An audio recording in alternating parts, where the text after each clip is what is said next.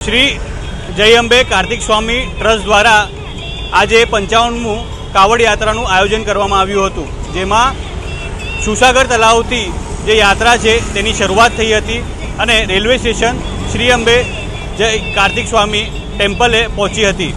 આ 55મું શોભાયાત્રા હતું, જેમાં મોટી સંખ્યામાં દક્ષિણ ભારતના જે તમિલ સમાજના લોકો એકત્રિત થયા હતા અને ભગવાન કાર્તિક સ્વામીની આરાધના કરી હતી। આ જે મંદિર છે પૌરાણિક મંદિર છે, જે ઘણા વર્ષોથી જે રેલવે સ્ટેશન પાસે આવેલ છે અને 100 વર્ષ ઉપરાંત આ મંદિરને થયા છે। દક્ષિણ ભારતની સંપ્રદાય સંસ્કાર આજે પણ વડોદરા શહેરમાં જીવિત છે અને જે કહી શકાય પંગની ઉત્તરમ એટલે આજે જેમ કે શિવ અને ભગવાન શિવજી અને પાર્વતીજીનું લગ્નનો દિવસ, એવી જ રીતે ભગવાન મુરુગન સ્વામી જે કાર્તિક સ્વામી છે તેમનું લગ્ન વલ્લી જોડે થઈ રહ્યું છે।